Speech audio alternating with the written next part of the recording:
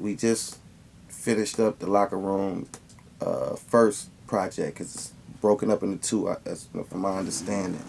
I want to know how you feel right now and what's the vibe of the whole album, just in case people don't really know, the theme that you guys are running with. Man, first of all, I'm trying to figure out how to I sent the Popeyes to my damn crib instead of the studio.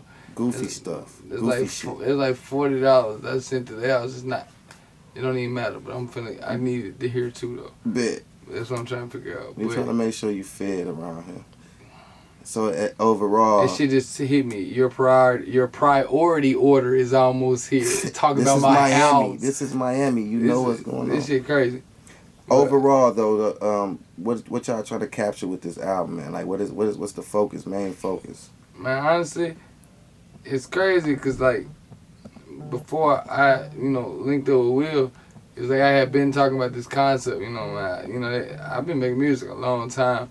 But since I was like 21, 22, I had been working in the strip club, just being around, environment. I ended up picking up, actually my first job ever was in V-Live. Mm-hmm. In Atlanta. Which one? In Atlanta, V-Live Atlanta. Yeah, the owners they own a few clubs in Atlanta. They showed me plenty of love. But yeah, I was a dishwasher there, and then Super Bowl weekend came one time, and it was like everybody in there, 50 Cent, Boosie, NFL players. Mm-hmm. It was all I remember, and they needed help picking up money that weekend, bro. So my 50 Cent was in there throwing hundreds. I feel like, if I ain't mistaken, but I ended up helping the girls pick up money there and shit. And, my OG Pee Wee put me on this strip club shit. Really. He was just explaining to me, like, bro, don't forget this shit. You know where you at. He like, remember this. Like, it ain't just by chance that you in this situation. So, I never forgot that. And I ended up leaving and going to LA for a minute. And pandemic brought me to Atlanta. I came back to Atlanta. The same people own a few different clubs out in Atlanta now. And I started working at one called Aces.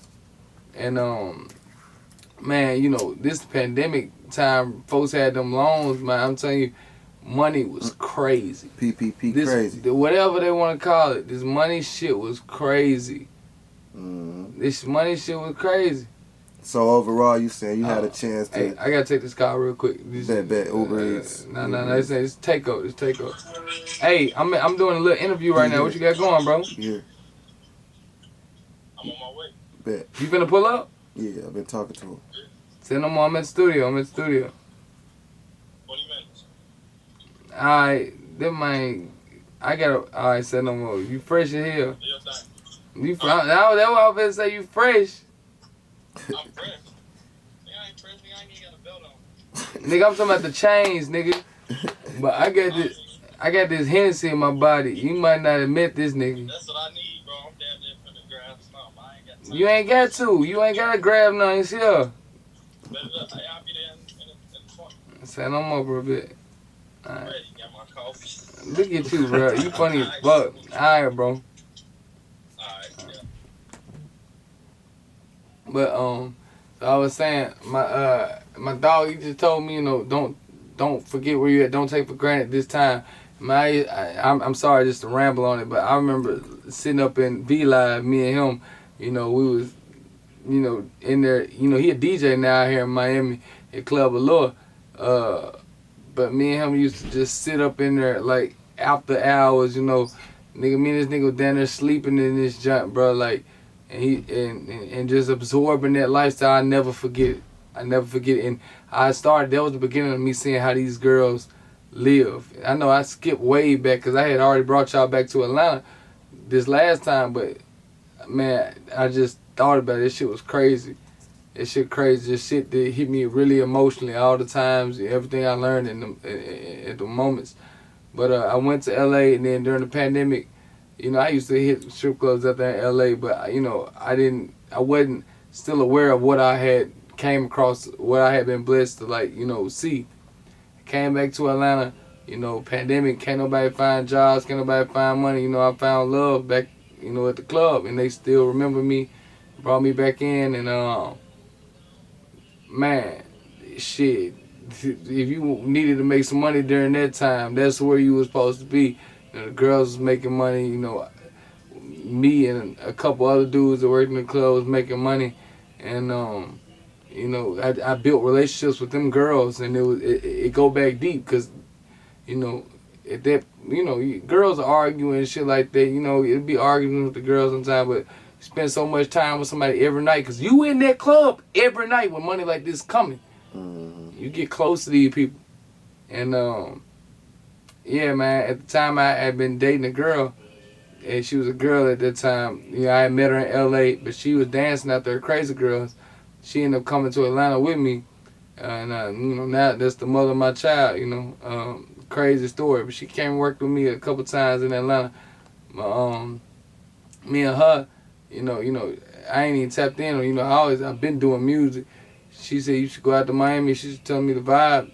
You know, I told my bro, Bodie, One Shot Bodie, and you know, Drew, my dog play ball up in Canada, and my cousin LaCam, he worked with Bodie. One Shot, you know, Bodie do a lot of stuff. He helped a lot of people in Memphis. Put it like that. But you know, it's my brother since we get high. But he came out here to shoot a video for me, bro. You know, I always believe in whenever, you know, I'm taking them steps forward. You know, we all, not even just me, but whenever you're taking steps forward, it's anything in life. People help. They'll help push you along. But he came, you know, ain't need nothing from me. Came and shot the video for me that I was doing. I was supposed to be out here a couple of days. I ended up meeting somebody, and that person, Jewish guy I met on Collins, owned a few restaurants, managed them. He introduced me to some guys out in Wynwood who had opened a studio photos and recording facility. And this Eric and Yusuf. And Eric, you know, me and him sat down. I never forget the day we sat down at Nautilus at a pool. And he felt me vibe out. We talked, you know, about just philosophy, just ways of thinking. He introduced me to his producer, a French guy named Charlie. And boom, crazy. Yeah, we linked. I did a project with them, fast forward. You know, we got stuff coming out with Luke Holland and all of that. It's crazy stuff. Right when I had finished that project, I'm sitting here looking at where do I lean, like where do I go now with myself? Because, you know, it's a new vibe. It's a new vibe. I'm working in this club, KOD, that I got put on by a girl that worked at the club Aces. Now we gonna stop. Stop it right quick. I let